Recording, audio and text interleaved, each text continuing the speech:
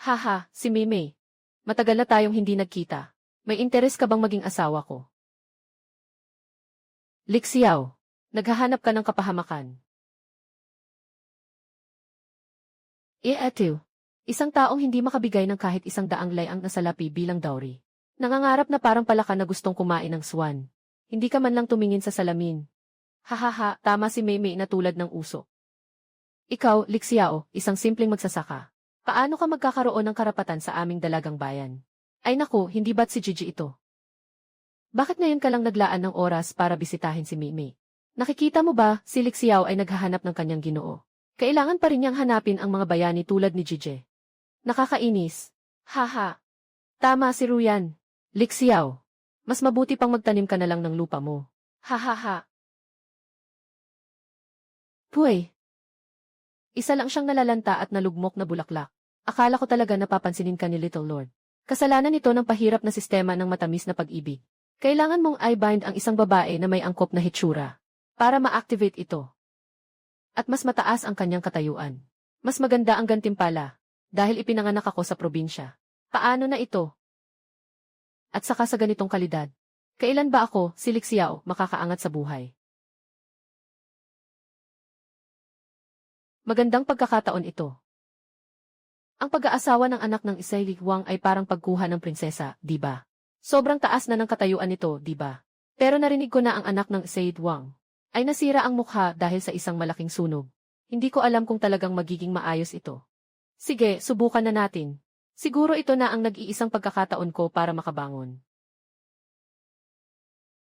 Malapit na ang isang buwan mula ng pangalawa. Hindi pa rin ba nakahanap si Ningyot ng angkop na asawa? Nakakainis sabihin. Isang buwan na ang lumipas mula nang ipahayag ang resulta. Lahat ng mga dumaan ay mga taong naghahanap lang ng pangalan at katanyagan. Ako, hindi ko man lang pinili kahit isa. Huwag nating hayaang magpakasal ang ate sa ganitong tao. Sabi ko sa'yo, bunso. Narinig ko na ang mga kabataang talento na dumating. Ay pinabagsak mo at hindi makabangon. Hindi dapat ganyan ang sinasabi mo, kuya. Kung hindi ko ginawa yan, hindi ko alam kung ilan ang nagnanais sa yaman at karangyaan ng ating pamilya. Kaya kailangang iwasan ang mga taong may masamang intensyon. Hindi pwedeng mapahiya si ate. Sige na, wag nang mag-away. May katwiran si kuya. Kahit na nasira ang mukha ni Ningyun ngayon, hindi pwedeng basta-basta makapasok sa bahay ni Zhu ang kahit sino. Sundin na lang natin ang sinabi ni kuya. May tao sa harap ng bahay na humihingi ng pagdalaw. Tatay, pupunta ako makipagkita. CJ! Kapatid, mas mabuting pag-isipan mo pa ito. Huwag kang magpabulag sa kayamanan. Tama. Narinig ko, ang pangalawang anak ng prinsipe ng yan, si Zhuge Oxu, ay napakaastig. Maraming tao ang naospital dahil sa kanya. Ito na ba ang tahanan ng hinaharap na Emperador Yongle? Kung talagang makakasama ko ang prinsesa, ako na ang magiging manugang ng Ming sa hinaharap. Ikaw ang nag-anunsyo ng pangalan ng hari. Tama iyon. Ano ang pangalan mo? Anong ginagawa mo? Ako si Lixiao. Taga Wanping, Biping. Sa ngayon nagtatanim sa bahay. Hindi ko alam kung paano kita tatawagin. Ako si Zhuge Oxu, ang pangalawang anak ng hari ng yan. Sumunod ka sa akin.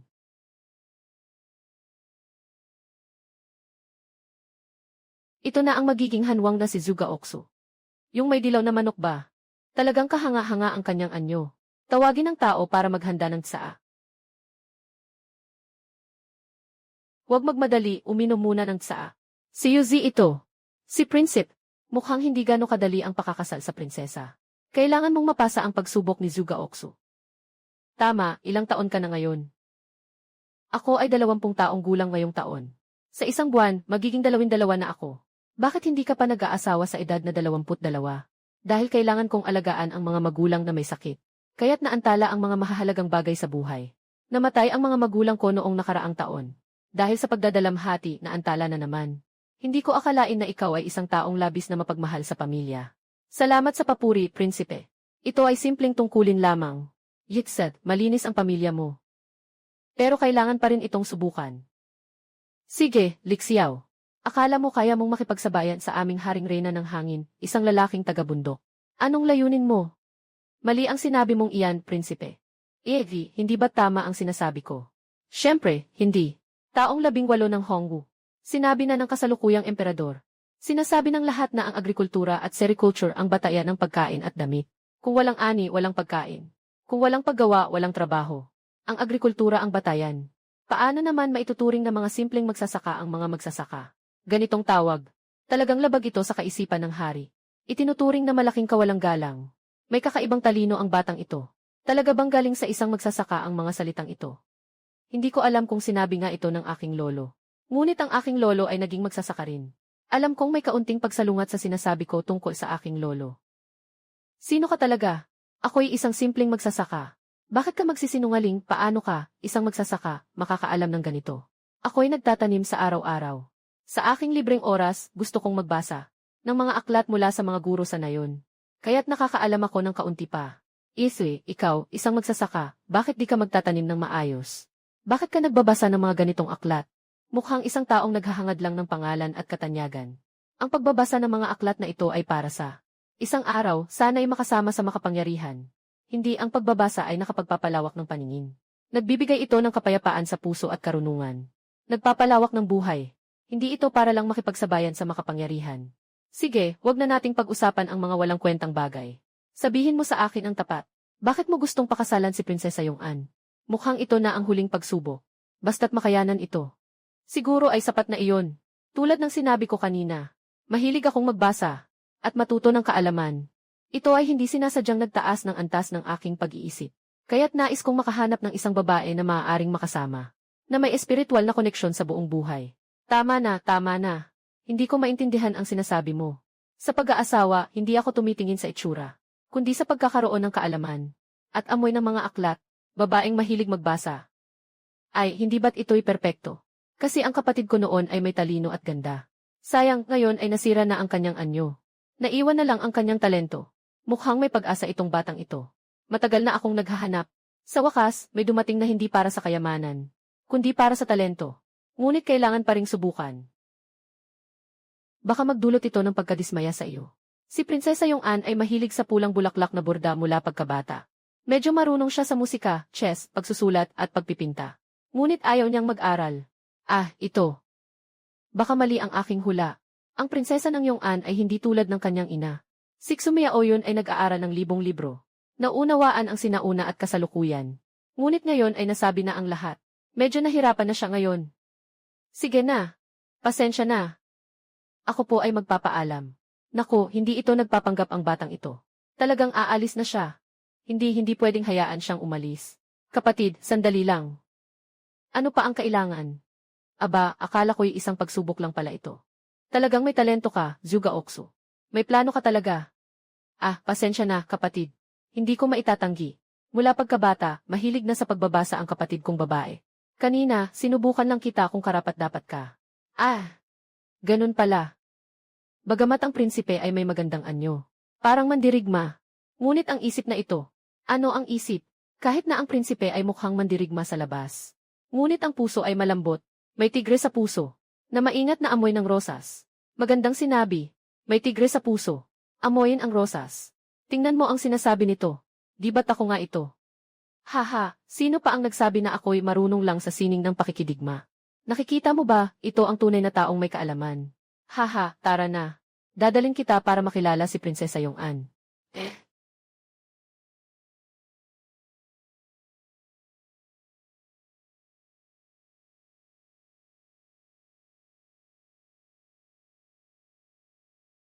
Ito ang aking ate na si Zuning Yun.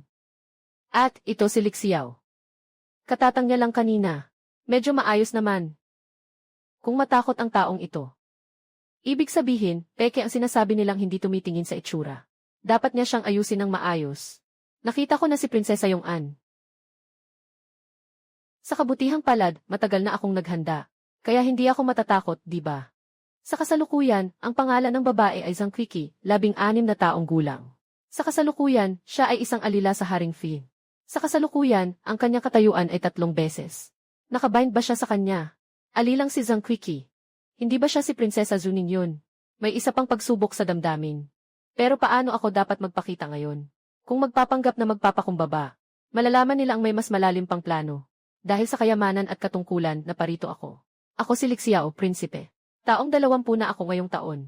Ang dahilan kung bakit ako pumunta. Ito ay para sa paghahanap ng kaparehong kaluluwa. At sa palagay ko, ang magandang anyo ay pare-pareho. Ngunit ang kawili-wiling kaluluwa ay napakabihira. Narinig ko na ang prinsesa ay may kaalaman at magandang asal. Kaya't ako'y nahuhumaling. Nasa pagpili ninyo ang desisyon. Ako rin ay may kakayahang pumili sa inyo. Pasensya na po sa aking paglapit. Pwede po bang magbigay kayo ng isang peres? Kung kayo po ay makakasagot nito. Ay naku, siya pa ang napili bilang prinsesa. Walang galang, anong karapatan mo? Magsalita ng ganito sa prinsesa. Ikaw na, lumabas ka na. Lesiu. Sa ibang bayan, nakatagpo ng kiksi. Malungkot na ang magandang pagkakataon ay isang taon na naman. Naway sa langit at lupa. Makakuha ng kasiyahan. Taon-taon sa gabing ito. Mangyaring, prinsesa, sagutin ang ibabang linya. Hindi makasagot ang prinsesa. Pasensya na. Paalam na ako. Ang magandang anyo ay pare-pareho. Ngunit ang kawili-wiling kaluluwa ay bihira. May mga lalaki bang hindi talaga? Nag-aalala sa hitsura ng babae. Talagang magaling ang batang ito. Kung pakakawalan ko siya ng ganito. Sayang talaga. Hindi, kailangan kong makipag-usap ng maayos sa kapatid na babae. Anong tingin mo sa atin na ito? Sa tingin ko, okay naman siya. Talagang nakakatuwa siya. Pero balak ko nang hindi mag-asawa sa buhay na ito. Huwag naman, ate, ayaw kong mag-isa ka sa buong buhay mo. Talagang huwag mong palampasin ito. Nais ng kapatid na makamit mo ang masayang buhay. Itong si Lixiao. Kaka-examine ko lang sa kanya ng matagal. Talagang magaling siya. Hindi na. Ate, huwag mo nang gawing mas mahirap ang sitwasyon mo. Kahit nakaunti lang ang pinag-aralan ng kapatid. Alam ko naman na hindi na dapat palampasin ang pagkakataon. Dahil hindi na ito maulit. Isipin mo na lang na humihingi ang kapatid na lalaki sa iyo. Subukan mo munang makipag-ugnayan. Kung hindi bagay, saka na lang natin pag-usapan. Subukan mo munang makipag-ugnayan. Ay, bahala na. Sa ibang bayan sa Kiksi. Nalulungkot, isang taon na namang magandang pagkakataon. Naway sa langit at lupa. Nasasaya ang taon-taon ngayong gabi. Ang mga taong nagmamahalan ay nasasaktan sa magkabilang dako. Mahalagang ipakita ang lambing kahit kalahating taon. Hintayin ang mga pangarap sa tabi ng tubig. Nagnanakaw ng magagandang gabi araw-araw. Mukhang nakalusot ako. Tama nga. Ano ang ibinigay na pangalawang linya ni Lixiao, prinsesa? Litsen, ang tunog ay nagmumula sa likod ng screen, ito ay. Pasensya na. Lixiao anak. Kanina ay isang pagsubok din. Kumusta, maganda ang talento ng ate ko, di ba? Tama ka dyan, maganda talaga. Pero sobrang dami ng mga pagsubok, meron pa ba? Wala na talaga, promise ko. Ang ibinigay na pang-ibaba ng prinsesa ay maayos ang pagkakatugma. Maganda ang ritmo.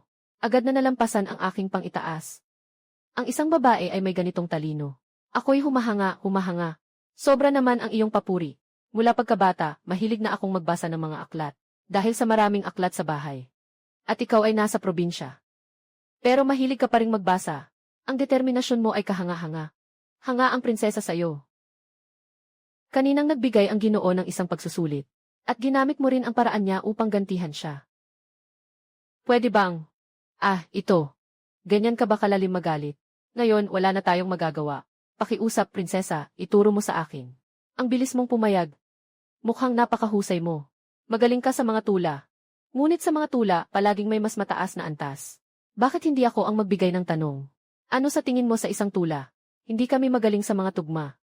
Kopyahin ang tula. Sa paggawa ng tula, tiyak na magaling kami. Sister, masyado bang mataas ang antas? Hindi, basta tula lang. Malapit na ang tagsibol. Malapit na ang kejwaraan. Ginoo, gawing paksa ang talento sa kejwaraan. Magpasa ka ng isang tula. Naku, sobrang hirap naman yan. Kahit tinulungan kita, ayaw mo pa. Ngayon, nagpasya kang magdusa mag-isa. Mga tula ni Libay at Dufiu, binibigkas ng milyon. Hanggang ngayon, hindi pa rin ito nakakabagbag bahala. Sa bawat panahon, may mga taong may talento. Sila ang nangunguna sa kanilang mga larangan sa loob ng ilang siglo. Tunay ngang may tunay siyang kakayahan at kaalaman. Hindi kaya ito ay biyaya mula sa langit para sa akin. Ngunit ngayon, tungkol sa aking itsura, Bagamat hindi ko alam kung ano ang hitsura ko. Pero ang katawan ko, ang ganda talaga. Lixia, totoong naiintriga ka ba sa aking talento at galing? Ako ay isinilang sa isang puok ng mga magsasaka. At dahil dito, hindi pa ako nag-asawa. Ang tinutukoy na pagkakasundo ng mga instrumento ay ang aking pangarap. Hindi ka ba nagsisisi? Sa kasalukuyan, ang pangalan ng babae ay Zuningyun, 18 taong gulang. Sa kasalukuyan, siya ay prinsesa ng Yong'an. Unang anak na babae ni Prince Sudi. Kasalukuyang antas ng pagkakabit ay 50 beses. Nakakabit ba ito sa kanya? Grabe, 50 beses. Tiyak na hindi ako nagkamali sa pagpunta dito. Walang pagsisisi. Masaya pa nga ako, hindi pa ako nagsasawa. Parang hindi ito peke, mukhang totoo ang ekspresyon na ito. May mga lalaki ba sa mundong ito na hindi pinapansin ang hitsura? Talaga bang wala kang pagsisisi? Wala, talagang walang pagsisisi. Mahalagang usapin ang kasal. Utos ng mga magulang. Salita ng tagapag-ugnay. Lahat ay ayon sa plano ng aking ama. Kapatid na Lixiao, manatili ka muna sa loob ng bahay. Kailangan ko pang ipaalam ito sa aking ama. Ito ay ang ikapitong prinsipe. Walang anuman. Tawagin ang mga tao, dalhin ang mahal na bisita sa silid upang magpahinga. Ginoo, handa na ang mainit na tubig. Mangyaring maligo at magbihis. Lumabas kayong dalawa. Ako'y isang magaspang na tao. Kayo na lang ang maghugas. Ginoo. Kung gayon, Ginoo, kami aalis. Itzad, ayos lang. Maaari na kayong bumaba. May isa pang tao na dumating para sa inyo, Ginoo. Ano na naman ang dumating? Dalhin mo ako para makita. Anong pangalan mo, taga saan ka at anong ginagawa mo? Ako si Zhang He. Taga Biping, si Wulin. Ang aking ama ay si Wulin, ang county magistrate. Ako ngayon ay isang juren. At malapit na akong umalis patungong Beijing para sa pagsusulit. Tiyak na makakamit ang tagumpay sa pagsusulit. Kaya pala siya ay isang juren. Tila siya ay may talento. Kung gayon, gumawa ka ng tula tungkol sa mga talentadong tao sa pagsusulit. Ibigay mo sa akin ang iyong tula. Bakit naman agad tula ang hinihingi? Hindi ba't ito'y mahirap para sa akin? Walang katapusan ang pagsusulit. May tiyak na kakayahan ang artikulo. Matagal na akong nag-aaral sa malamig na silid. Siguradong magtatagumpay ako. Anong klaseng bagay yan, umalis ka na. Ang ama ni Prinsipe, si Wulin, ang West Jiangru. Ako'y isa ring juren. Ikaw? Ay nako, tulungan mo ako, masakit. Umalis ka na, huwag ka nang makipag-usap. Huwag mong sabihing ama mo ay isang opisyal. Kahit na ikaw ay isang opisyal, sasaktan pa rin kita. Mga tao lang na mahilig sa pangalan at katanyagan. Hindi ka maihahambing kay Lixiao. Itong bayaw niya. Ako si Zhuge Oxu, sigurado na ako. Ang hari ng ama ay talagang maganda ang Lixiao ngayon. Mukhang hindi na ganun kaayaw ang panganay. Marahil ay maaari itong subukan. Sigurado ka bang totoo ang sinabi mo kanina? Isang magsasaka na may ganitong kaalaman. Talagang maganda ang tula na ginawa noon. Kaya hindi na nakapagtataka na hindi tinanggihan ni Ningyun ito. Mula pa noong bata pa ang batang ito ay mahilig na sa tula. Kapag nakatagpo siya ng ganitong kabataang talino, paano hindi siya magkakaroon ng damdamin? Genuine ba talaga si Gaoxu na isang magsasaka lang? Ang taong ito ay may ganitong talento. Paano siya magiging isang simpleng magsasaka? Na-i-verify mo na ba ang tunay na kalagayan ng taong ito? Natural lang iyon. Katatapos lang niyang pumasok sa tahanan. Agad akong nagpadala ng tao para alamin. Panggagalingan ng mga magsasaka. Malinis ang kanyang pagkatao. At namatay ang kanyang mga magulang 6 na buwan na ang nakalipas. 3 ektarya lang ang kanilang lupa. Talagang isang simpleng magsasaka siya. Kaya't kahit ang mga pinuno ng bayan at ng nayon ay hindi naglakas loob na itago ang katotohanan sa akin. Pangkaraniwang mga magsasaka. Wala na ang mga magulang. At may ilang talento. Talaga namang maganda. Ngunit saan nagmula ang talentong ito? Si Lixiao ay madalas na pumupunta sa isang tao na ang pangalan ay Lifu upang manghiram ng mga aklat. Siya lang ang tanging iskolar sa baryo. Naging guro siya sa pribadong paaralan sa county. Isa siyang magsasaka, pero mahilig magbasa. Kakaibang magsasaka ang mahilig magbasa. Hindi mag-anak, hindi magkapamilya. Kung hindi tumanggi si Ningyun, ay magiging mabuting manugang. Ayos na, ganito na lang. Hindi mo pa siya nakikita, kaya't magaan lang ang usapan. Hindi pa natin alam kung talagang gusto mo siya. Prinsesa, noong tayo ay ikinasal. Hindi rin ba tayo nagkita noon? Utos ng mga magulang. Sabi ng mga tagapag-ugnay. Mahalagang usapan sa kasal. Kami ang may kapangyarihan dito. Alam mo naman ang sitwasyon ni Ningyun. Mahirap makahanap ng asawa sa mga karaniwang tao. Hindi naman pwedeng hayaan na maging matanda ang dalaga, di ba? Lahat ng ibang anak na babae ay kasal na. Paano mo siya maiiwan na nag-iisa? Hindi ba't hindi ito pareho? Dahil sa kalagayan ni Ningyun. Kaya mas kailangan nating mag-ingat. Kung hindi, baka si Ningyun ay tama ka rin naman dyan. Ikaw, pangalawa, sabihin mo ang totoo. Anong klase ba si Lixiao? Sa isang sandali lang na pagkikita namin ng ama, mukha siyang matapat at tapat. Basta't maganda ang tingin ng bata. Siyempre, ang puso ng tao ay mahirap basahin. Hindi ko rin maaring husgahan agad. Marami ng tao ang nakita ng ama.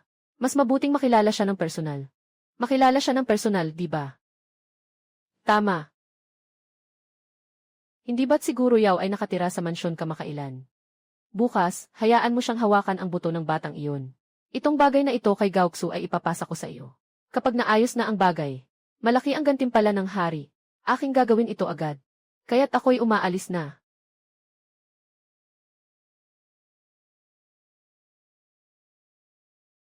Masisiyahan ka ba sa pagkakaayos ng prinsesa? Tungkol sa panghabang buhay na bagay ng ating anak na babae. Huwag maging pabaya. At si Gao Chai ay ang prinsipe. Bakit lagi kang seryoso? Haha, naiintindihan ko na.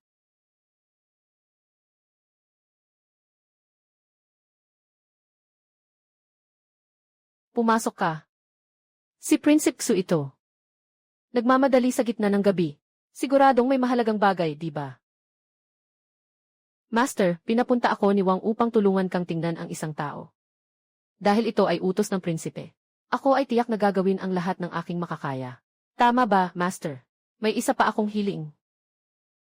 Narinig ko na ang Master ay isang dakilang manunulat. Pakiusap, tulungan mo akong gumawa ng isang piraso ng kaligrapya.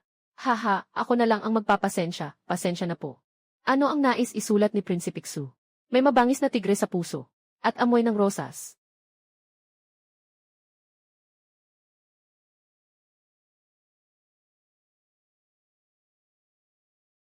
Salamat sa pagbibigay ng salita, guro.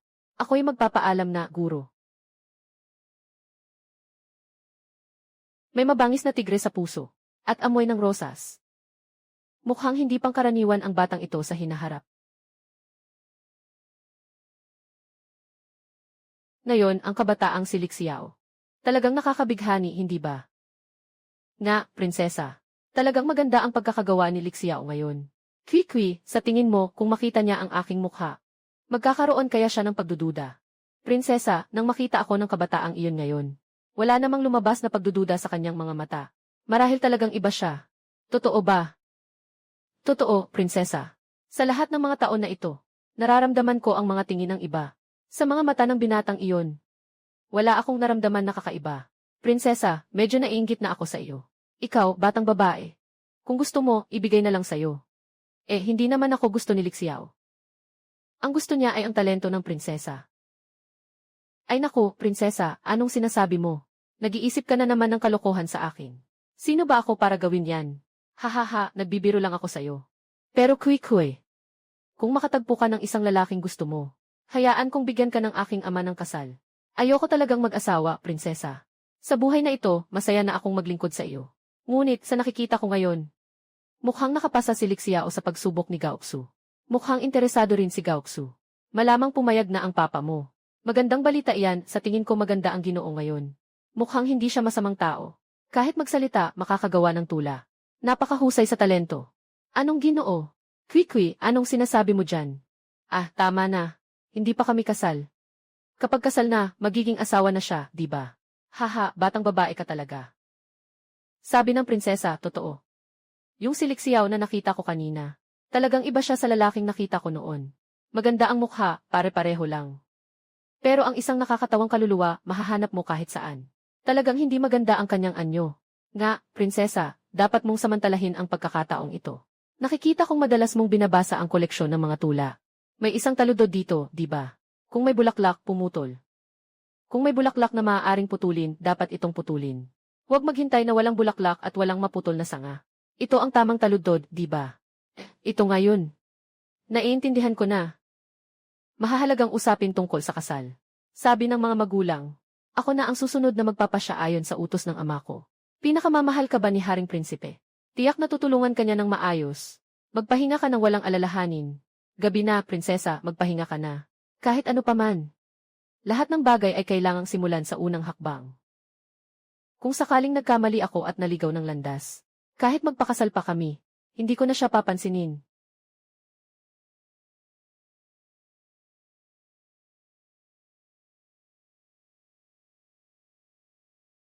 Mukhang hindi pala mahirap ang buhay noong panahon ng sinaunang panahon. Ang mahirap lang ay ang buhay ng mga mahihirap noong sinaunang panahon. Narinig ko na ang taong ito ay manugang ng Wang Fu. Bata pa lang ayaw nang magpursige. Buhay ay walang ginagawa buong araw. Walang alam sa kahit ano. Kapatid na Lixiao, nag-ehersisyo na. Saktong-sakto, tara. Sama-sama tayong mag-ehersisyo. Magandang umaga, prinsipe ng drama. Masaya akong makasama ang prinsipe sa pag-ehersisyo. Ito ay isang pagkakataon na hindi ko matanggihan. Sige, pumunta tayo sa arena at magtakbo ng 2 bilog.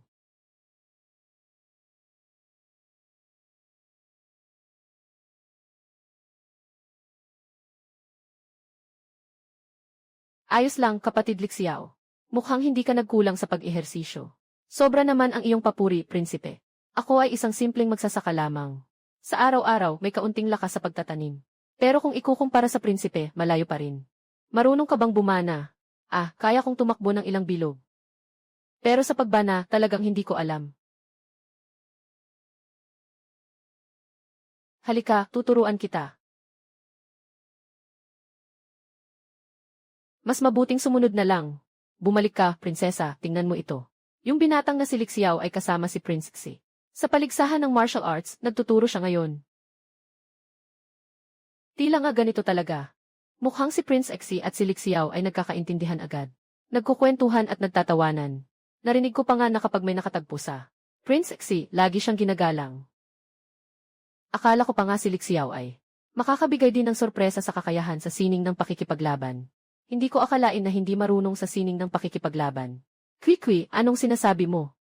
Mayroon bang taong perpekto sa lahat ng bagay? Hindi ba't gusto ko ring maging mahusay ang magiging asawa ng prinsesa? Siyempre, gusto ko rin na magaling siya. Kwikwi, nakakainis ka.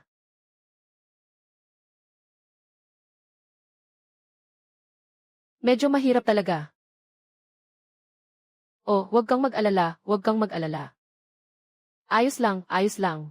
Walang kailangan pagandahin sa usapan ng mga lalaki. Kapatid na Lixiao, tunay kang matatag. Kakausapin mo ako ng tuwiran sa unang pagkikita. Pero gusto ko yan. Magsalita ng tuwiran at walang paligoy-ligoy.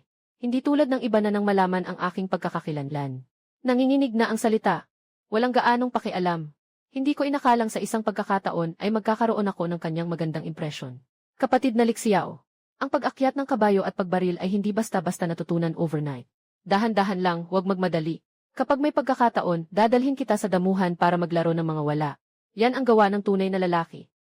Ngayon, dadalhin kita para makilala ang isang taong may mataas na kakayahan. Anong taong may mataas na kakayahan? Sasabihin ko sa'yo ang totoo. Halos ayos na ang mga bagay mo. Alam na alam ko ang tungkol sa kapatid kong babae. Kahapon, sinabi niya na nakasalalay lahat sa ama.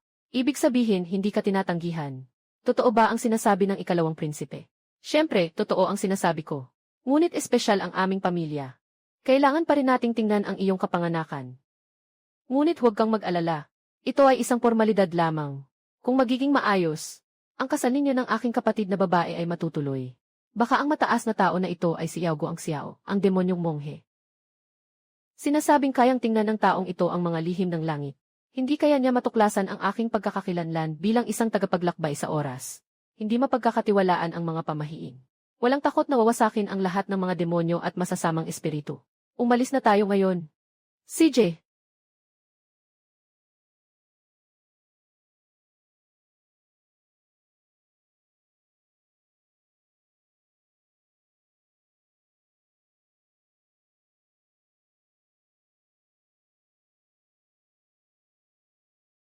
Nakilala ko na ang guro. Kapatid na Lixiao. Ito po ang abot tanaw sa templo ng Long Life, ang abot na si Yao Guangxiao, Master Yao. Magandang araw po, Master. Pumunta na kayo, maupo kayo.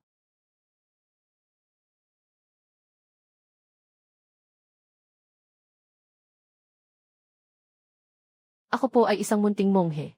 Wala po akong anuman na pwedeng ialok sa inyo. Ito po ang sariling tanim kong tsaa sa bundok, iniaalok ko po sa inyo. Di hamak na karapat dapat sa tawag na demonyong monghe. Talagang may estilo. Magandang tsaa, makinis at masigla. May kulay na itim at makintab. Ito ay dapat na itim na tsaa. Ang tsaa na ito ay nagbibigay ng tamang lasa at tamis. Parang may batis sa ilalim ng dila. Ang amoy ay malasa at purong-puro. Hindi lang basta magandang tsaa. Mukhang hindi kayang gawin ng sinumang master ang proseso ng pagtimpla ng tsaa kanina. At hindi rin nila malulutasan ang ganitong kasigasig na aroma. Napakataas ng antas ng master sa sining ng tsaa. Lubos akong humahanga. Ito ang punong tsaa na inaalagaan ko kapag walang ginagawa. Walang gaanong halaga. Hindi ko akalain na si Lixiao, ang batang ito, ay may malalim ding pangunawa sa sining ng tsaa. Wala namang masyadong pananaw. Kasi ang guro ko sa parehong larangan ay mahilig sa tsaa. Kaya't mas marami akong nalaman. Ang taong ito ay likas na matalino. May malaking potensyal. Natutunan ko ang sining ng paghawak sa buto. Maaari bang pahintulutan akong suriin ang iyong buto upang malaman ang kapalaran? Kung gayon, pasensya na sa abala, guro. Ako si Yao Guangxiao. Nakilala ko si Ginoong Li. Ginoong Li, tayo ay may koneksyon.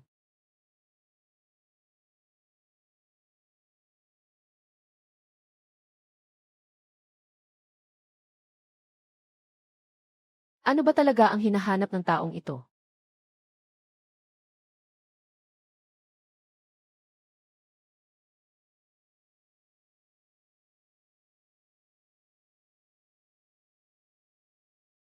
May kalahating kapalaran ng emperador siya. Ngunit paano siya, isang estranghero? Paano siya makakamit ang mundo?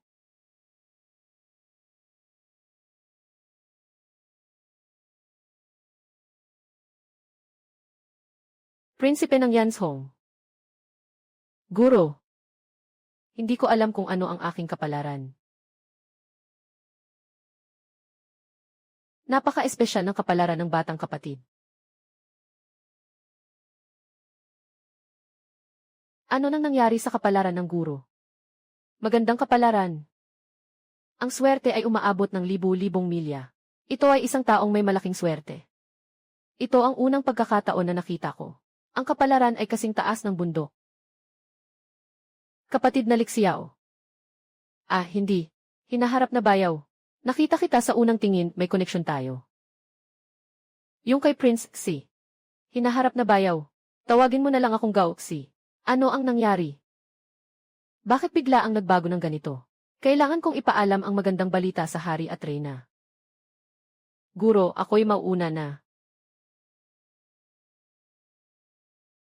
Hinaharap na bayaw. Dito ka muna manirahan.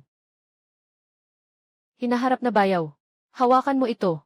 Kunin mo na, huwag kang mag-atubiling. Kuya, magpahinga ka muna. Mayroon pa akong ilang bagay. Hindi ka nagkamali na tawagin siyang gintong butil. Buti na lang ay naayos ang mga bagay. Wala nang problema sa kasal sa prinsesa. Guro, totoo ang sinabi mo kanina. Prinsipe ng yan tao. Ang mga monghe ay hindi nagsisinungaling. Si Lixiao ay may magandang kapalaran. Mukhang tama ang napili ng prinsipe para sa kanyang manugang. Talagang mabuting anak ng hari si Zhuge Oxu. Dinala sa akin ng hari ang ganitong tao. Dragon. Ha. Dragon.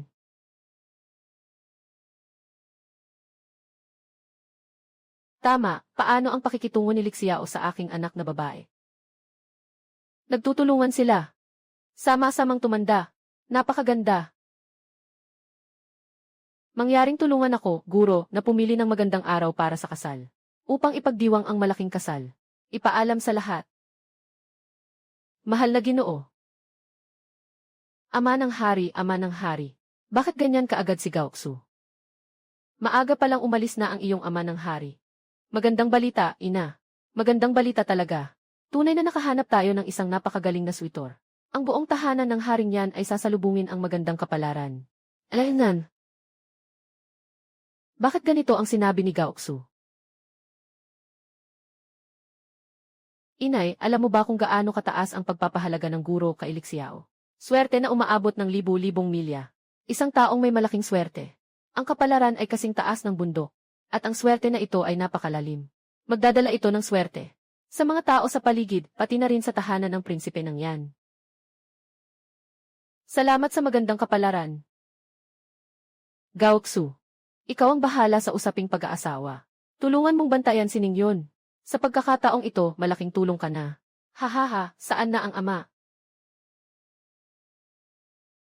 Alam mo na kung anong ugali ng iyong ama, di ba? Gusto niyang makita ang batang lalaki. Hindi na makaharap. Siguradong nakatingin sa loob ng silid ng guro. Yung ina. Pupuntahan ko ang ate para sabihin ang magandang balita. Masyado pa ring nagmamadali ang batang ito. Sa wakas, natapos na ang isang alalahanin. Sana itong si Lixiao ay makapagbigay ng kaligayahan kay Ningyon.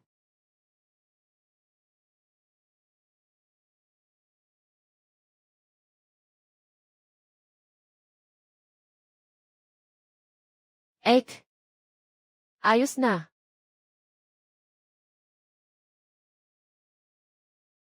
Bakit ang bilis ni Gaoxu? Anong ayos na?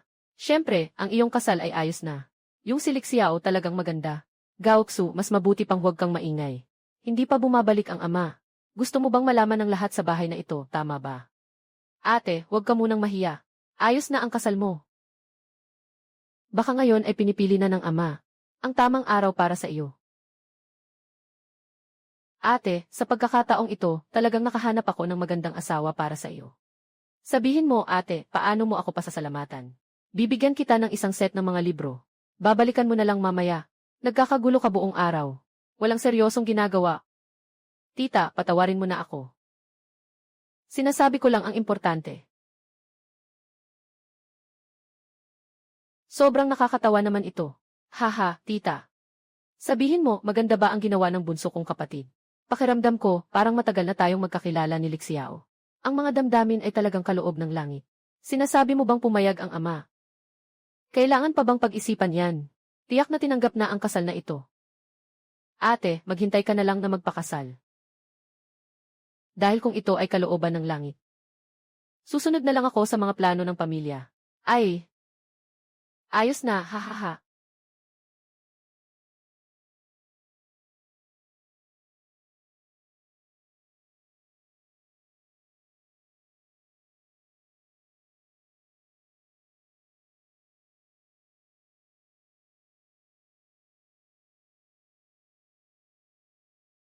Kaya ba siyang maging mabuti sa akin? Simula nung niyayakap ni Yao Guangxiao ang aking buto. Lahat sa palasyo ay naging sobrang magalang sa akin. Ako'y isang magsasaka na ikinasal sa prinsesa.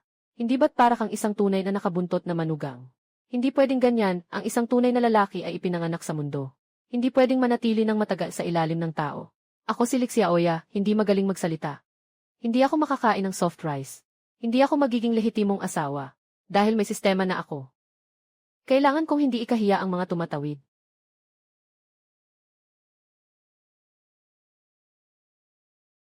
Ang susunod na target ay makuha ang prinsesa ng Yong'an. Hindi ibig sabihin na ikinasal na ay tapos na ang lahat.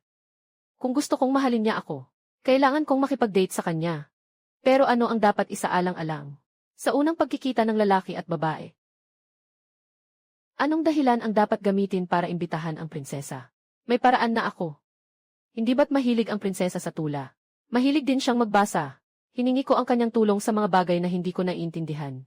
Siguradong magiging matagumpay at perpekto ang paraang ito. Isa akong eksperto sa pang-aakit ng babae.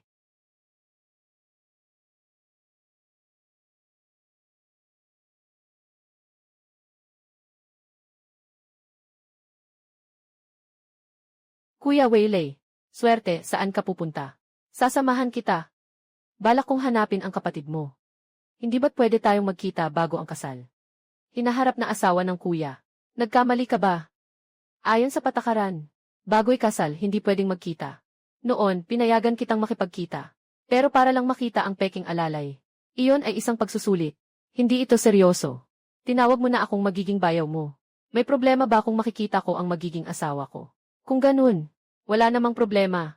Pero noong nagpakasal ang kuya ko, hindi rin niya nakita ang bagong kasal. Eksa, swerte ako ngayon. Pupunta akong makita ang kapatid mo. Nagdadala rin ito sa kanya ng swerte. Nga, bayaw, ikaw ay talagang swerte. Noong panahon ng ama, inatasan ng santo na magpakasal.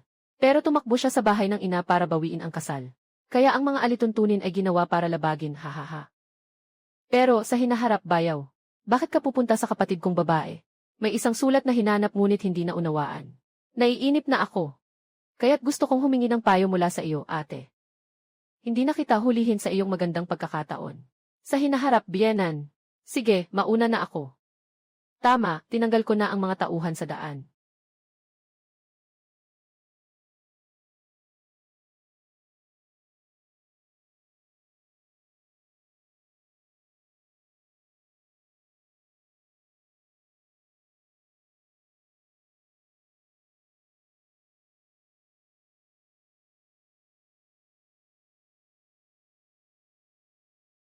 Bakit ka nandito? Nandito ako para humiling na makausap ang prinsesa. Ginoo, hindi ka pa nagdaraos ng kasal mo, ano? Hindi pwedeng magkita ang dalawang panig. May hinihiling lang ako. Anong hinihiling mo? Kamakailan lang ay nagsusuri ako ng lunyo. Pero limitado ang aking kaalaman. Maraming bagay na hindi ko maintindihan. Naisip ko ng mabuti. Kailangan kong kumonsulta sa prinsesa.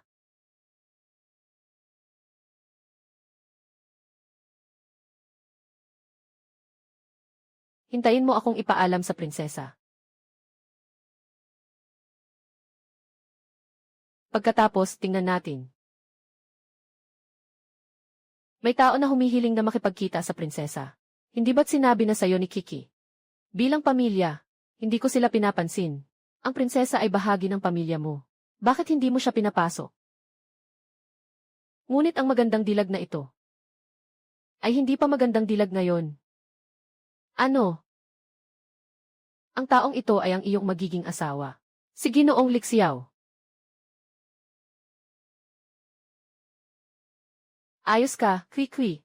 Hindi mo natapos ang iyong sinasabi. Sinasadya mo akong gawing biro. Prinsesa, nagkamali ako. Nandyan na siya sa labas naghihintay. Makikita mo ba siya o hindi?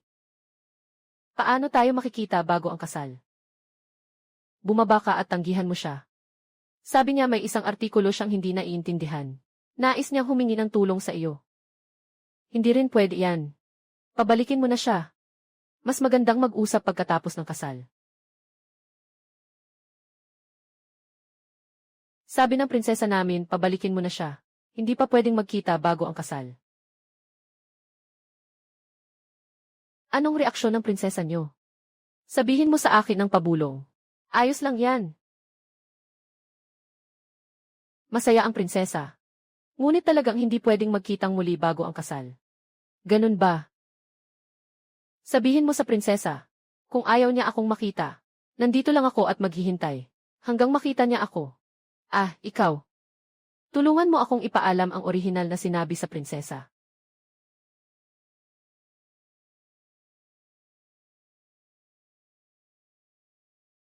Prinsesa, sabi ni Ginoong Lina kung hindi ka sumagot. Mananatili siya sa ibaba. Hanggang sa lumabas ka. Hindi ba't ito'y kawalang galang? Parang si Gaoksu. Sa tingin ko, ito ay tinatawag na katapatan. Ang lalaking tulad nito ay bihira. Ikaw lang ang madaldal. Magpapakita ba ang prinsesa o hindi? Hahayaan na lang siyang maghintay.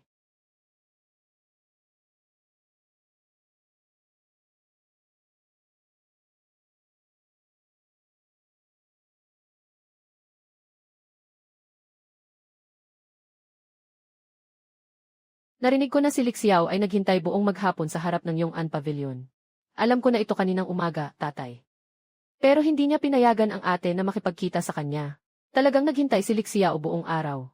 Yehi, akala ko ba't isa siyang romantiko. Ngayon, nakakatiyak na ako. Pero siningyon din. Naghintay pa ng isang araw.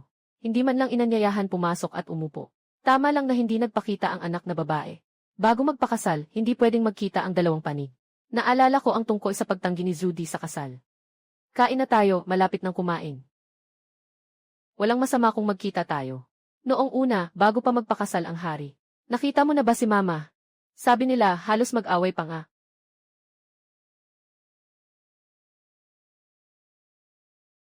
Hindi ba masama na naman ang pakiramdam ni Mama? Hindi magaling ang doktor sa biping. Sa loob ng ilang araw, hihingi ako ng utos sa ama upang magpagaling. Magpadala ng mediko mula sa kabisera. Of. Ginoo. Kaya mo bang kumain? Busog na ako. Sasamahan ko ang ginang na magpahinga sa kwarto. Hindi ka kakain, Itay. Busog na ako. Pwede bang makipagkita si ate kay Lixiao? Pwede bang makipagkita? Hindi mo ba alam?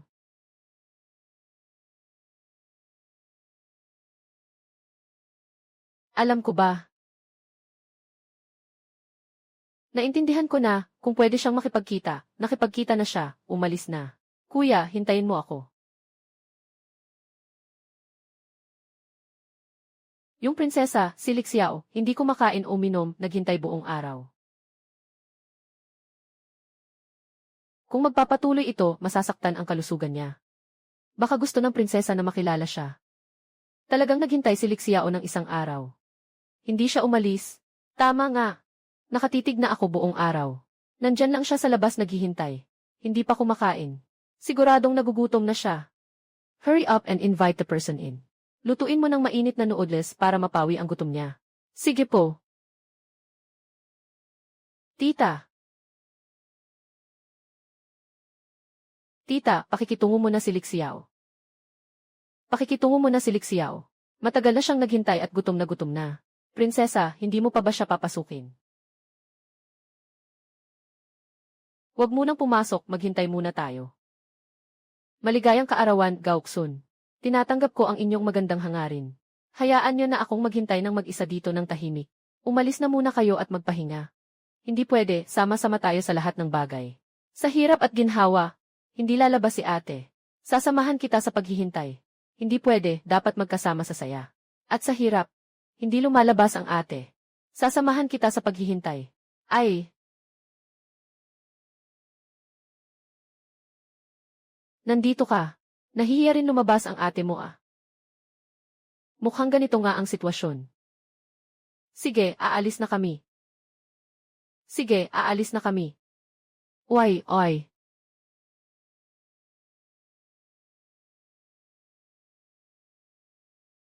Mukhang wala nang mangyayari ngayon. Baka mas mabuting umuwi na lang.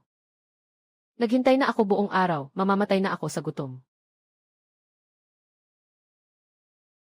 Kumain ka na ng noodles. Huwag mong hayaan na magutom ka. May opinyon ang prinsesa sa akin. Kumpletuhin mo ang pagkain na ito. Sasabihin ko sa iyo.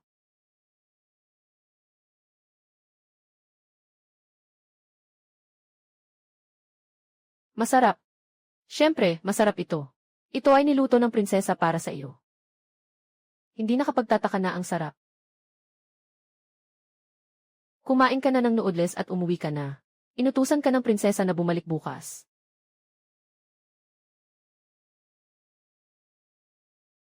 Tama nga, may pag-asa. Isang babae ang nagluluto para sa lalaki. Ano ang ibig sabihin nito? Ibig sabihin, may pag-aalala na siya sa kanya. Handang magluto ng prinsesa. Siguro ito ay isang pahiwatig na gusto niyang maging mas masaya. Yung tipikal na buhay ng mag-asawa.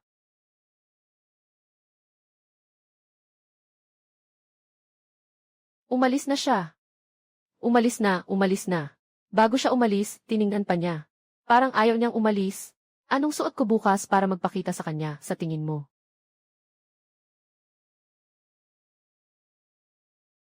Yung prinsesa na ito, baka ito. Ang sobra kayong mapula, baka magmukhang masyadong mapang-akit. Kumusta ito? May gintong palamuti sa gilid. Mukhang masyadong formal at mamahalin. Hindi pwede. Ito masyadong. Hindi pwede. Hindi pwede. Hindi pwede.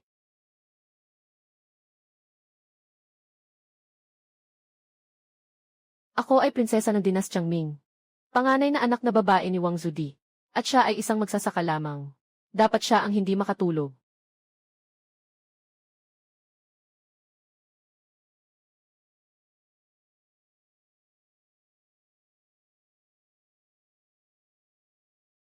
Magandang umaga, Ginoong Lixiao. Pupunta ako para ipaalam. Mukhang sa bawat panahon, ang mga babae ay natatagalan sa paglabas.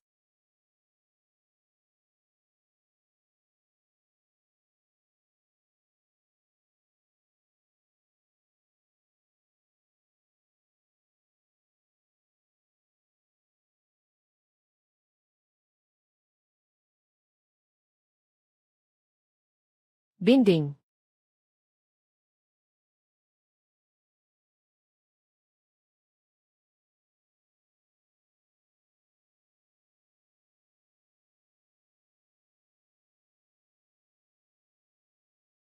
Napakabuti ng gantimpalang ito. Lalo na ang huling busy. Buff. Napakaastig. Ginoong Lixiao. Narinig ko na may mga hindi ka naintindihan sa iyong mga aklat. Kailangan mo ba ng tulong para tingnan ko ito? Ang prinsesa ay may pambihirang karisma. Unang pagkikita. Tama, ako'y nagkamali kanina. Nasa aking tahanan ang mga aklat. Kung hindi ito labag sa kalooban ng prinsesa, mangyaring sumama. Sige, Ginoong Lixiaogong, ikaw na ang manguna. CJ. Alaynan. Nakikita kong hindi pangkaraniwan ang karisma ni Yen. Ningyun, maganda rin ang panahon. Ayan, Gil. Ningyun, tingnan mo. Hash at porsyento at hash ampersand. Hash at porsyento at hash ampersand. Kahit nasa mata ng mga tao, ang hitsura ng prinsesa ay nasira. Maaaring isang araw ay makakahanap siya ng pambihirang lunas. Dingzu Ningyun, nadagdagan ang iyong magandang impresyon ng 28. Nakipag-usap ka ng maayos kay Zuningyun. Nakatanggap ng 10 sweet points. Nakatanggap ng 500 sweet points. May puntos ang bawat usapan. Mukhang maganda ang ginawa ko dati. May 58 na ang simpatsya ni Ningyun sa akin. At mayroon pang 50 beses na critical hit. Talagang nakakatakot. Nakakaawa, ang 10 puntos ay biglang naging 500 puntos. Buti na lang at hindi ako naghanap ng mas mababa. Na mag-aasawa ng isang dalaga mula sa nayon.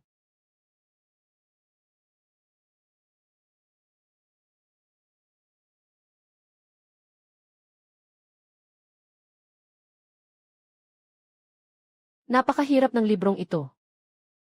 Maraming bahagi ang hindi ko maintindihan. Pakiusap, tulungan mo ako, prinsesa. Umupo ka. Prinsesa, nandito ako sa pintuan, nagbabantay. Huwag na kayong mag-abala. Maghihintay lang ako. Pag-uwi ng batang ito, pag-usapan mong mabuti. Hindi masyadong naiintindihan ang artikulong ito. Tungkol sa pag-aaral tuwing buwan at hindi pahalagahan ang anak. Ng anak. Tungkol sa pag-aaral tuwing buwan at hindi pahalagahan ang anak. May kaibigan na galing sa malayo. Ginoong Lixiao. Ang ibig sabihin ng pangungusap na ito ay, madalas na gamitin ang mga natutunan at paulit-ulit na suriin. Hindi ba't masaya ito? Ahem. Nakakatuwang makasama ang sarili dito. Mukhang naubos na ang lakas ni Ningyun. Marami pang pagkakataon sa hinaharap. Sobrang nagpapasalamat ako. Sa sinabi ng prinsesa, malaki ang aking natutunan. Halos mali ang pagkaintindi ko sa ibig sabihin ng libro. Buti na lang. Ikaw. Ano ang pagkaintindi mo? Salamat at ipinaliwanag mo sa akin. Halos nagkamali na ako ng intindi.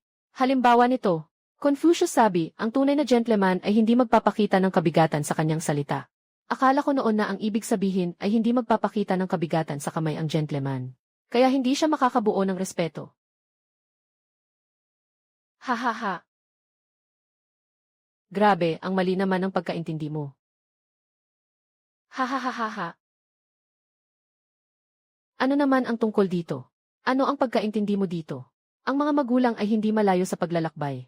Kung maglalakbay man, may paraan. Naiintindihan ko na ang mga magulang ay nandyan pa. Hindi ka makakalayo. Kahit na umalis ka, may paraan para maibalik ka. Hahaha. Napaka-interesante. Ano naman ito?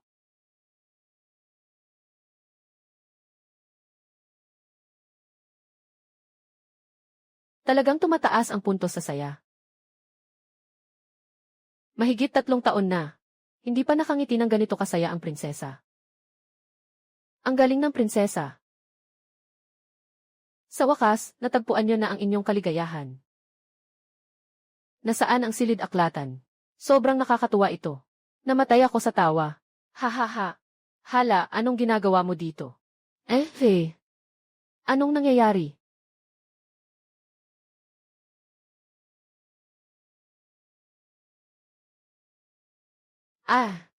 Hindi ako naniniwala na hindi kita mapapatawa. Sabi mo, ang saya, ang saya. Umiti ang ate ko. Pangalawa, Ang lalaki hindi basta-basta umiiyak. Bakit ka umiiyak? Ama, hindi umiiyak ang anak ko. Sobrang saya ng bata. Umiiyak sa sobrang saya. Bakit mo nasabi yan? Nakangiti ang nakatatandang kapatid. Talagang masaya siya. Ang saya-saya, paano siya tumawa? Nagkita ang nakatatandang kapatid at si Lixiao. Nagtalakay sila sa silid-aralan tungkol sa mga libro at kaalaman. Hindi ko alam kung ano ang sinabi ni Lixiao, na nagpasaya sa nakatatandang kapatid, na hindi mapigilang tumawa. Ang saya-saya, haha. Ngayon ay kailangan kong umalis sa bahay para sa ilang bagay. Pumunta ka muna at sabihin ang balitang ito sa inang Reyna. Para masaya rin siya. Ama, Ginoong Lixiao. Sa totoo lang, ito ay sinadya mong ipagsalita. Upang mapasaya ako, di ba? Nagkamali ang prinsesa. Talagang ganito ang iniisip ko. Ginoong Lixiao. Ngunit ang mga salitang ito ay hindi dapat ipagsabi sa iba. Kung marinig ito ng mga iskolar. Ngunit kung sasabihin mong hindi ako nirerespeto ang mga sinulat ng mga santo. Prinsesa, kaya't naglakas loob akong lihim na humingi ng iyong payo. Sa kabila ng ating relasyon, hindi mo naman ako ilalagay sa alanganin, di ba? Iyon nga. Hanggang dito na lang tayo ngayon. Magpapaalam na ako. Prinsesa, mangyaring. Tanghali na. Siguro maghihintay pa si prinsesa na makabalik at maghanda ng pagkain. Kakatapos ko lang mag-aral ng isang putahe noong nakaraang araw. Kung ganon, pwedeng manatili si prinsesa. Pakitsek nga kung paano ang lasa nito. Gusto kong makapag-adjust. Marunong ka rin bang magluto, Ginoo Lixiao? Ay, hindi naman talaga sana. Pero 1 taon na ang nakalipas, namatay ang mga magulang ko. Ako na lang ang natitirang lalaki sa bahay. Walang choice kundi magluto. Nag-iisa at walang kasama. Walang ama, walang ina. Kung ikukumpara sa kanya, talagang mas masaya ako. Prinsesa ng lalawigan. Baka matagal pa bago tayo makabalik para magluto. Mas mainam na dito na lang tayo kumain. Dito na lang tayo subukan ang pagluluto ng prinsipe. Sobrang sarap ng pansit kahapon. Matagal ko nang gustong maibalik ang kabutihang ito. Kaya maghintay muna kayo dito, sandali lang. Mabilis lang, dito po. Umupo ka. Sandali lang. Ang antas ng pagkagusto ay 64 na. Ibig sabihin, medyo nagugustuhan na ako ni Zuning yun. Talagang inaantok na ako. Nakatanggap ng unan, gusto ko sanang magluto. Bigla na lang akong binigyan ng asin at chicken essence. 1,500 puntos, agad na naubos ang 1,300 puntos. Pero hindi ako nag-aalala. Maramdaman ko na bahagyang lumakas ang aking katawan. Buksan ang panel ng mga katangian. Dugo, ilasyu. Ang maliit na pakete ng katangian ay magandang bagay. Mula ngayon kapag may makita, kailangan itong bilhin. Sa sinaunang panahon, kailangan ng malakas na katawan para hindi magpanik sa mga sitwasyon. Halimbawa, kapag nakatagpo ng mga bandido, diretso akong lumaban ng 5. Pagdating sa dinastyang Ming, akala ko walang anuman sa sinaunang panahon. Ngunit pagdating sa palasyo, doon ko lang nalaman na ako'y kulang sa kaalaman. Ang lahat ng ito ay dahil sa kahirapan. Sa kusina, kumpleto ang langis, asin, toyo at suka. Ang mga tao sa Fine Sense ay mabait sa pagtanggap. Lahat ng masasarap na pagkain ay dinadala dito. Ngunit kahit na masarap ang mga putahe, maaramdaman mo ang kaunting kapaitan. Dahil sa hindi purong asin. Sige, hayaan mong matikman ni Ninyon ang aking galing. Siguro 1 kutsarang asin at 1 kutsarang chicken essence ay sapat na para talunin ang karamihan sa mga kusinero ng Ming.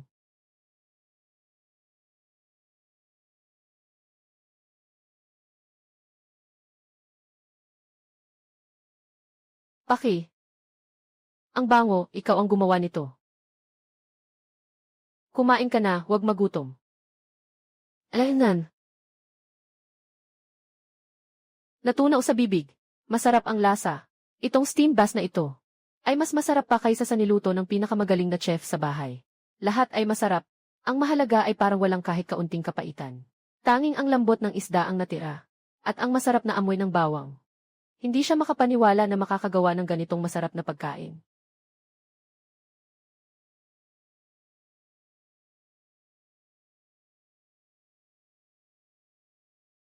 Salamat sa pag-anyaya, Ginoong Xi. Kaya't kami ay magpapaalam na. Prinsesa, ihahatid kita. Marahan ka, prinsesa. Kung sakaling may hindi pa ako naiintindihan, maaawaing sana kung hindi mo ako papayagang magtanong.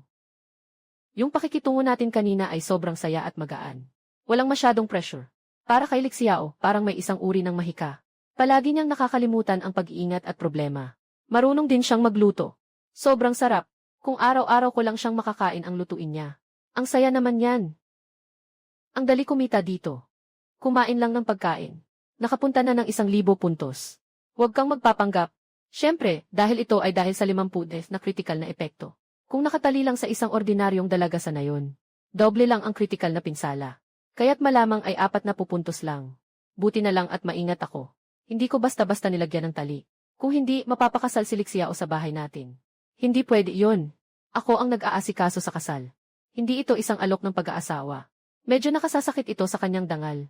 Mukhang talagang nagmamalasakit si Lixiao sa anak na babae.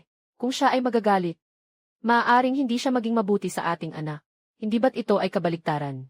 Mas mabuti na lamang na ganito. Paparangalan ko siya ng ginto at pilak. Bigyan pa siya ng isang bahay. Kami ang bahala sa kasal. Huwag nating hayaang makaramdam ng hindi maganda ang anak natin. Hindi tama. Anong hindi tama? Sa mga araw na ito, nakikita ko na talagang masaya si Nong Yun. May nararamdaman na siya kay Lixiao. Naniniwala si Ning Yun na gusto ni Lixiao ang kanyang talento. Ito ay isang kilalang katotohanan. Kung bibigyan mo siya ng pera, tatanggapin ba ni Lixiao o hindi? Kung tatanggapin niya ang pera, baka isipin ng anak na babae na si Lixiao ay pumarito para sa pera. At magalit siya nito. Kung hindi tumanggap ng pera, tiyak na iniisip ni Lixiao na kami ay nag-aalok ng limos. Ayaw niyang tanggapin. Hindi ba't nagkaroon na naman tayo ng hidwaan? Mukhang may plano na ang prinsesa. Mas mabuti na lang na ganito. Ang kasal ay ipapasa ng tahanan ng prinsipe. Unang itakda ang kasunduan, kahit gaano pa karaming regalo ang ibigay ni Lixiao. Kahit 1 sentimo na barya, dapat tayong magbigay ng mas maraming dote. Magandang ideya yan. Talagang ikaw ang mabuting katuwang ng aking hari. Mahal kong asawa, tingnan mo. Ang panganay na anak na babae ay kayamanan natin. May 2,000 ektarya ng magandang lupa sa Liuyon Villa. Ibigay na lang ito bilang dote para sa anak na babae. Siyempre, ibigay na lang kay Ninyon. Bigyan pa ng isang set ng bahay na may 4 na pinto. Paano kung idagdag pa ang malaking halaga? Lesat, pero, kahit gaano pa karami ang ibigay na pera, sa huli ay maubos din ito. Talagang maingat ang iniisip ng aking mahal na asawa. Espesyal ang kalagayan. Ako'y magpapadala ng liham sa aking ama upang humingi ng pabor. Humihingi ako ng isang titulo para sa aking manugang na si Lixia. At maghahanap din ako ng paraan para makakuha siya ng posisyon. Mas maganda pa nga iyon. Ganito na lang ang gawin natin. Dapat maayos na natin ang kasal ng maaga. Para makapagpahinga na ang aking puso.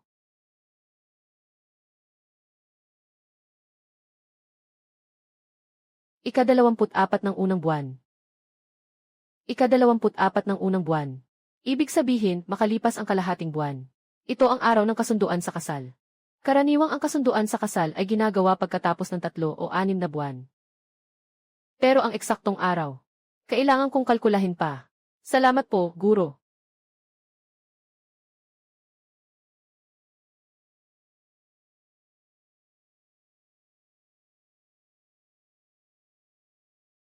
Gaoksu. Natanong na ng hari ko kung kailan ang kasal. Ika-24 ng unang buwan. Ito ay mula sa hari. Ipagbigay alam mo kay Lixiao.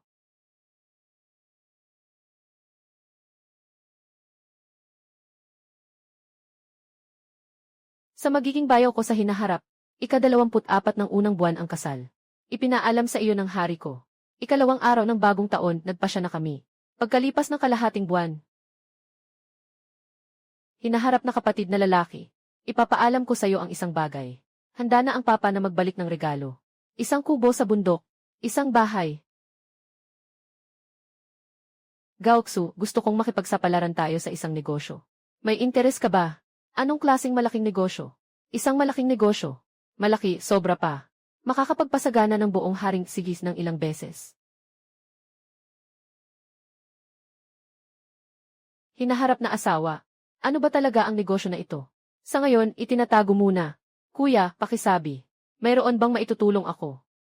Kailangan ko ng tulong mo para alamin. Kung may mga minahan ng asin dito sa Biping. Minahan ng asin, kuya. Gusto mo bang pumasok sa negosyo ng asin? Huwag mag-ingay hanggat hindi pa tapos ang lahat. Pero, kuya, totoo na nakakagawa ang minahan ng asin na ito. Pero lahat ng iyon ay laso na asin. Kung kakainin mo, mamamatay ka. Ang gagawin mo lang ay sundin ang sinabi ko. Hindi ka mapapahamak sa laso na asin. May sariling paraan ang tao sa bundok. Sige, ako na ang bahala dito. Aalis ako para magtanong-tanong. Kapatid, gusto mo bang sumama? May mga bagay pa akong kailangan gawin. Hindi ko pa nakita ang kapatid mo ngayon. Haha. CJ. Kaya kong ayusin ang pagpunta mo sa kapatid ko mag-isa. Salamat sa iyo. Sa huli, hindi ka mawawalan ng kabutihan. Anong mga benepisyo ang pag-uusapan? Maliit na bagay lang. Biyenan, naghahanda na ako para sa hinaharap para sa iyo. Sige, mauna na ako. Hindi kita isusunod.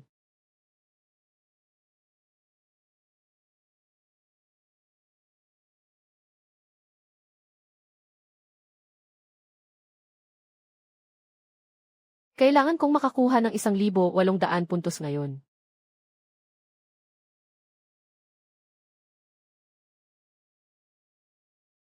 Saan mo naman balak dalhin ang prinsesa namin ngayon? Anong ibig mong sabihin sa dalhin? Ganito kasi, nabasa ko na ang ilang mga libro sa aking silid-aralan. Gusto kong humiling sa prinsesa na samahan akong magbasa. Ginoong Li, may imbitasyon ang aming dalaga. Ginoong Lixiao, dadalahin kita sa aklatan sa loob ng bahay. Sa mga nakaraang araw, nabasa ko na rin ang mga libro sa aking silid.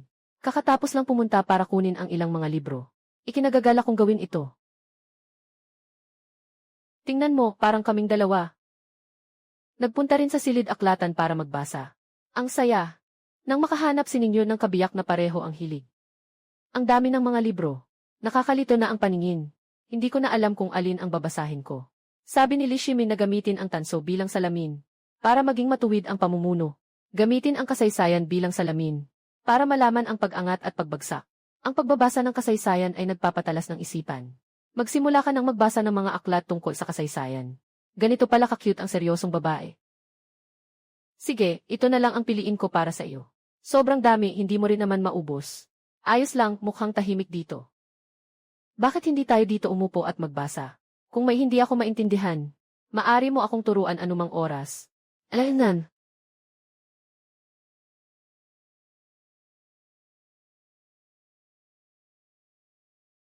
Linyon, bakit ka ganyan nakatitig sa kanya? Ang hindi marunong magpakababa. Pero sigurado akong hindi niya alam na tinitingnan ko siya, di ba? Dingzu Ningyon, tumaas ang iyong magandang impresyon sa kanya ng 3. Kasalukuyang antas ng magandang impresyon ay 67. Nanonood kayo ni Zhu Ningyon ng libro ng magkasama. Paminsan-minsan, tinutokso kanya ng tingin. Masaya ang dalawa. Nakakuha ng 50 edit na malakas na kritikal na atake. Kasalukuyang puntos, 6,200. Kahit nakaupo lang at nagbabasa, pwede na akong mag-earn ng puntos. Nanonood pa rin si Ningyon sa akin ng palihim. Malamang nagsusuka na siya sa akin.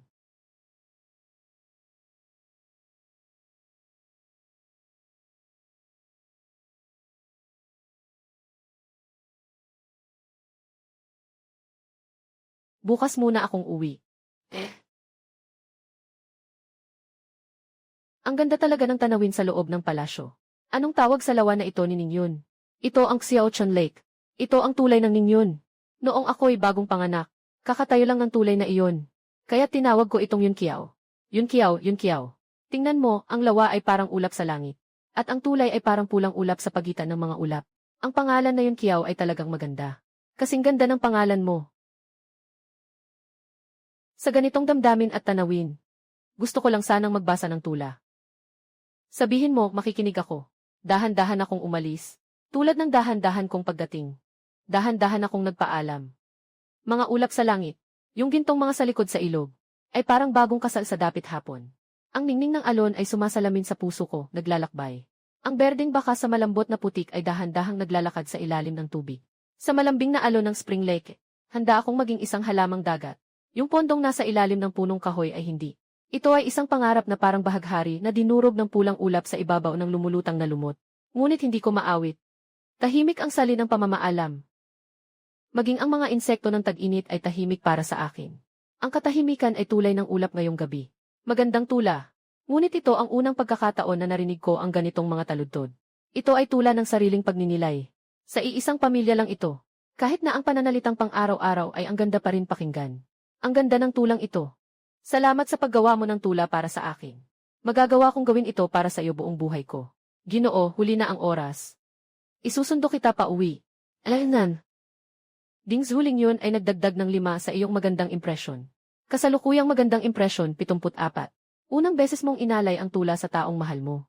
Maraming naramdaman ang kabilang panig. Naging interesado sa iyo. Nakakuha ng 100 puntos na matamis. Nag-trigger ng 50 EDF na critical na sipa. Nakakuha ng 5,000 puntos na matamis.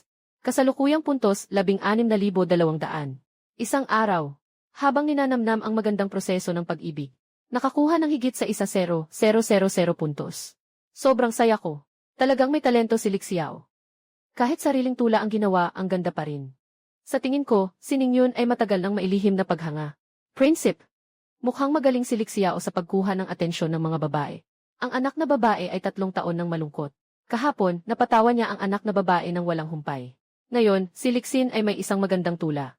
Magandang asal. Mainit at romantiko. May tamang galaw. Magaling sa paghawak ng sitwasyon. Para siyang matagal nang nakikipag-ugnayan sa pag-ibig. Paano naman pwedeng hindi pa siya ikasal sa edad na 22? Huwag mag-alala, mahal na reyna. Sinubukan ni Gaoxu. Bakit hindi pa ikinasal si Lixiao? Para alagaan ang mga magulang niya. Namatay ang mga magulang niya at naghintay siya ng 1 taon bago muling bumangon. Ang pagbubukas ng pagtanggap ng asawa sa haring templo ni Ian ay mahigit 1 buwan na. Paano niya malalaman ng maaga? Lahat ito ay tadhana lang. At sinabi rin ni Master Yao na mag-asawa sila ng kanyang anak na babae ng may pagmamahalan. Hanggang sa pagtanda, kung ganito, si Lixiao ay isang taong lubos na magulang. Ngunit ang anak ay nais mag-alaga habang ang magulang ay wala na. Dapat tayong makitungo ng maayos sa iba. Tungkol sa sinabi mo kanina na aura ng kamay. Sa tingin ko, ito ay simpleng pagpapahayag ng tunay na damdamin lamang. Si Lixiao ay isang taos-pusong tao. Ang ating anak na babae ay sensitibo at mahina. Tiyak na naramdaman niya ang katapatan kaya siya ay nagbukas ng kanyang puso. Lubos na paggalang at katapatan. Napuno ng swerte tulad ng bundok. Sabi nila, mas tama ang paningin ng lalaki sa lalaki. Ganito ang sabi ng prinsipe. Naging kampante si Maya Oyon. Maaga nang pumanaw ang magulang ni Lixiao. Sa hinaharap, tayo na ang magiging magulang niya. Magandang pakitunguhan siya. Magpaalam. Alaynan.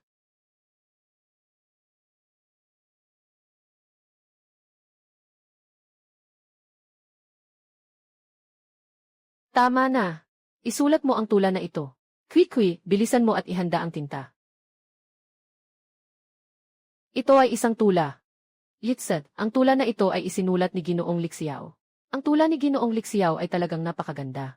Ang talento ni Ginoong Lixiao ay talagang kahanga-hanga. Sa tingin mo, paano ba ang pagkatao ni Lixiao Gongzi? Medyo may talento siya. Maganda rin ang itsura niya. Tila angkop na magkapareha sa prinsesa. Sa tingin mo, ganito ba ang nararamdaman namin ngayon?